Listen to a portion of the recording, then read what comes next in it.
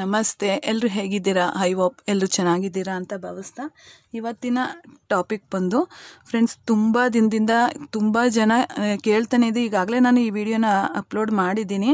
ಆದ್ರೂ material list ಕೊಡಿ ಅಂತ ಹೇಳಿ ನೀವು ಕಮೆಂಟಲ್ಲಿ ತಿಳಿಸ್ತಾನೆ ಇದ್ದೀರಾ, ರಿಕ್ವೆಸ್ಟ್ ಮಾಡ್ತಾನೆ ಇದ್ದೀರಾ. ಇದನ್ನು ರಿಕ್ವೆಸ್ಟೆಡ್ ವಿಡಿಯೋ ಅಂತಲೇ ಹೇಳ್ಬೋದು. ಅದಕ್ಕೋಸ್ಕರ ಈ ವಿಡಿಯೋನ ರಿಕ್ವೆಸ್ಟೆಡ್ ಮೇಲೆ ಈ ವಿಡಿಯೋನ ಮಾಡ್ತಾಯಿದ್ದೀನಿ. ಇವತ್ತು ಮೆಟೀರಿಯಲ್ಸ್ ನಮಗೆ ಆರಿ ವರ್ಕ್ ಮಾಡೋದಕ್ಕೆ ಏನೆಲ್ಲ ಅಗತ್ಯ ಇದೆ, ಏನೆಲ್ಲ ಬೇಕಾಗತ್ತೆ ಅಂತ ಈ ವಿಡಿಯೋದಲ್ಲಿ ನಾನು ತೋರಿಸ್ಕೊಡ್ತಾ ಇದ್ದೀನಿ. ಮುಂದಿನ ನೆಕ್ಸ್ಟ್ ವಿಡಿಯೋದಲ್ಲಿ ನಾವು ಯಾವ ರೀತಿಯ ಮೆಟೀರಿಯಲ್ನ ಪರ್ಚೇಸ್ ಮಾಡಿದ್ರೆ ನಮಗೆ ಆದಾಯ ಆಗುತ್ತೆ, ಮತ್ತು ನಾವು ದುಡ್ಡನ್ನು ಹೆಚ್ಚಾಗಿ ಉಳಿಸ್ಬೋದು, ಮತ್ತು ಕಸ್ಟಮರ್ಗೆ ನಾವು ಯಾವ ರೀತಿ ಇದನ್ನು ರೇಟನ್ನು ಕೊಡ್ಬೋದು.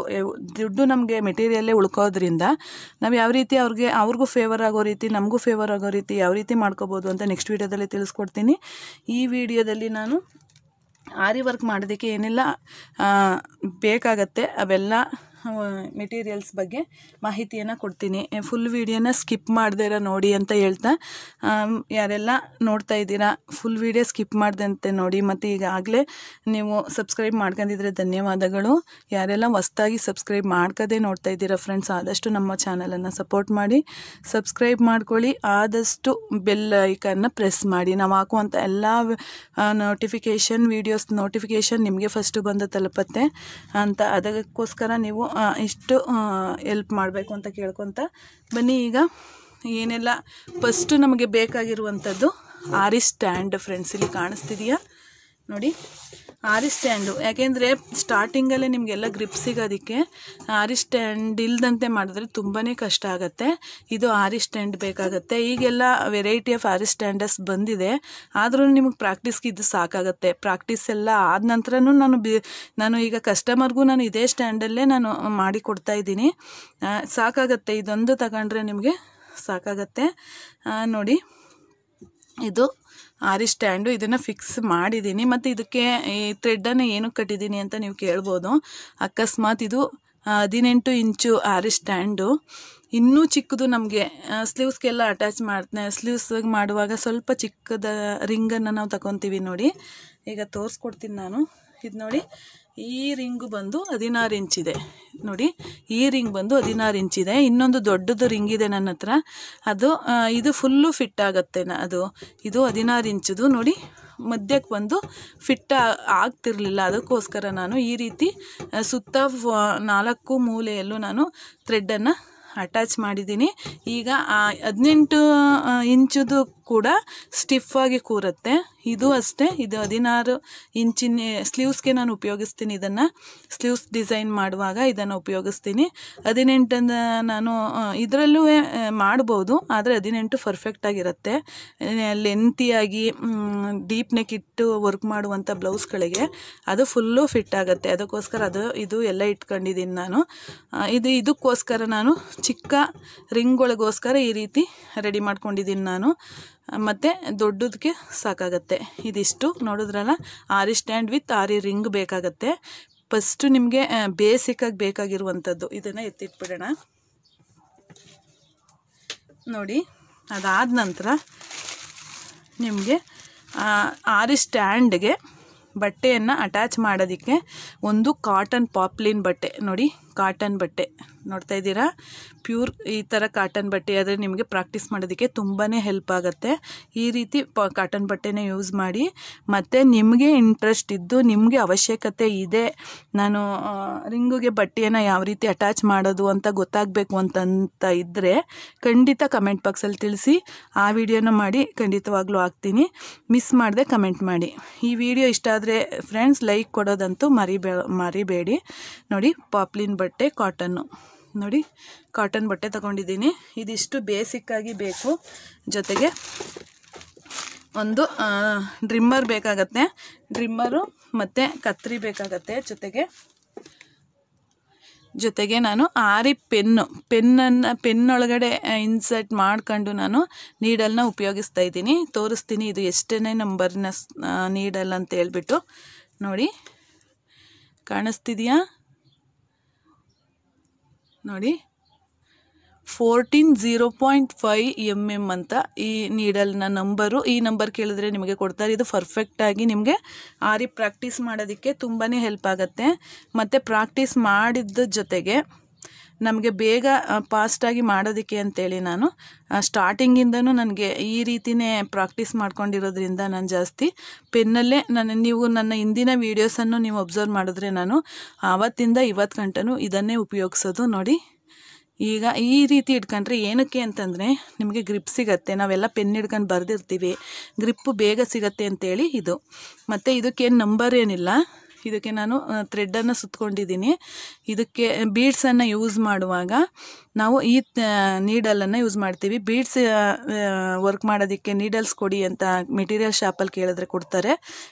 ಇವಿಷ್ಟು ಮುಖ್ಯವಾಗಿ ಬೇಕಾಗಿರುವಂಥದ್ದು. ಮತ್ತು ಇದು ಟ್ರೇಸಿಂಗ್ ಪೇಪರ್ ಅಂತ ಕರಿತೀವಿ. ಇದಕ್ಕೆ ನಾವು ನೆಕ್ ಡಿಸೈನ್ಸನ್ನು ಟ್ರೇಸ್ ಮಾಡೋದಕ್ಕೆ ಈ ಪೇಪರನ್ನು ಉಪಯೋಗಿಸ್ತೀವಿ. ಇದು ಸಿಗತ್ತೆ. ಜೊತೆಗೆ ಇಲ್ಲಿ ನೋಡ್ಬೋದು ಕಾರ್ಬನ್ ಶೀಟು, ವೈಟು ಮತ್ತು ಎಲ್ಲೋ ಈ ರೀತಿ ಸಿಗುತ್ತೆ ನೋಡಿ.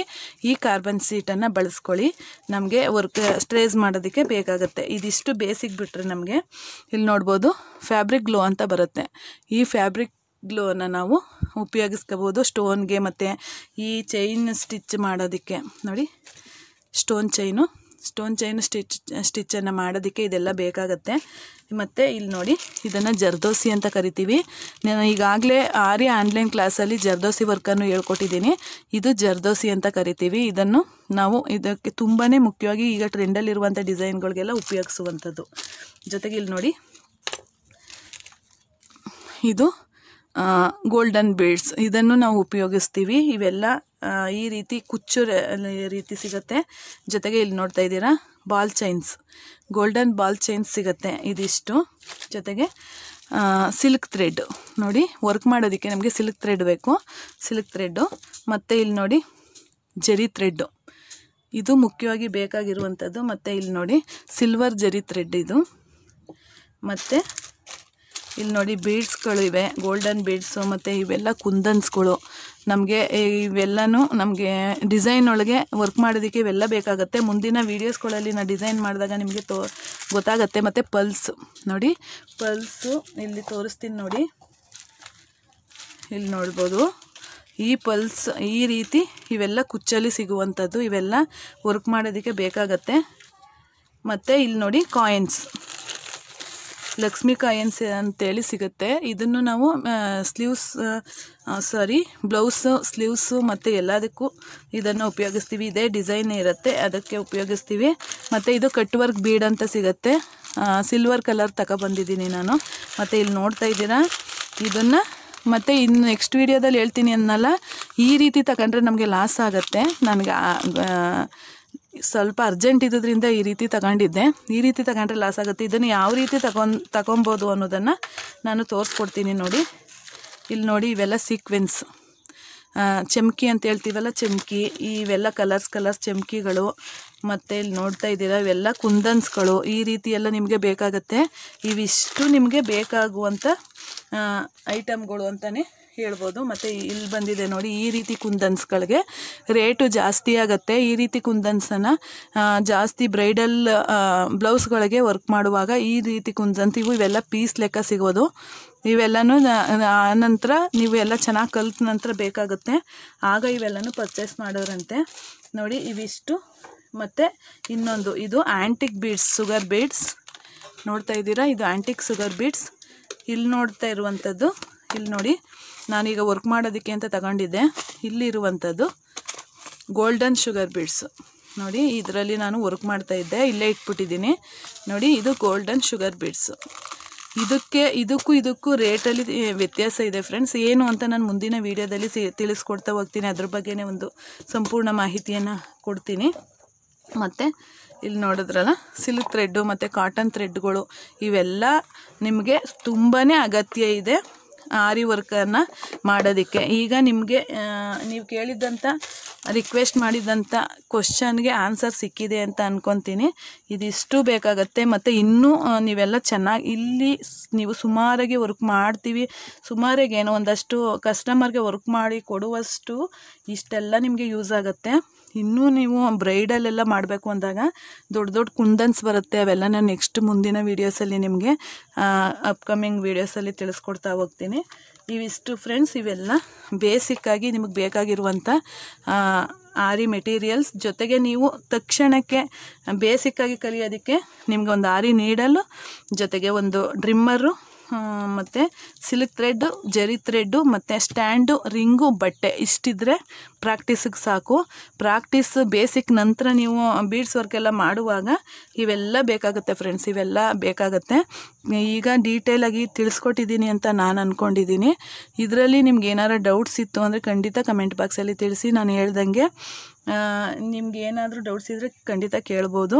ಮತ್ತು ಆರಿ ಸ್ಟ್ಯಾಂಡ್ಗೆ ಯಾವ ರೀತಿ ಬಟ್ಟೆ ಸೇರಿಸೋದು ಅಂತ ಕೇಳಿದ್ರು ನಾನು ಖಂಡಿತ ತೋರಿಸ್ಕೊಡ್ತೀನಿ. ನಿಮ್ಗೆ ಏನು ಡೌಟ್ಸ್ ಇದೆ ಅದನ್ನು ಕೇಳಿದ್ರೆ ನಾನು ಅದಕ್ಕೆ ಉತ್ತರ ಕೊಡೋದಕ್ಕೆ ಪ್ರಯತ್ನ ಪಡ್ತೀನಿ ಅಂತ ಹೇಳ್ತಾ, ಇಷ್ಟು ನಿಮ್ಮ ರಿಕ್ವೆಸ್ಟ್ಗೆ ಉತ್ತರ ಅಂತ ಹೇಳ್ತಾ, ಇನ್ನೇನಾದ್ರು ಡೌಟ್ಸ್ ಇದ್ದರೆ ಕೇಳಿ, ಮತ್ತು ನಿಮ್ಮ ಫ್ರೆಂಡ್ಸ್ ಆ್ಯಂಡ್ ಫ್ಯಾಮಿಲಿಗೆ ಶೇರ್ ಮಾಡಿ ಈ ವಿಡಿಯೋನ ಅಂತ ಹೇಳ್ತಾ ಇಲ್ಲಿಗೆ ಈ ವಿಡಿಯೋನ ಮುಗಿಸ್ತಾ ಇದ್ದೀನಿ.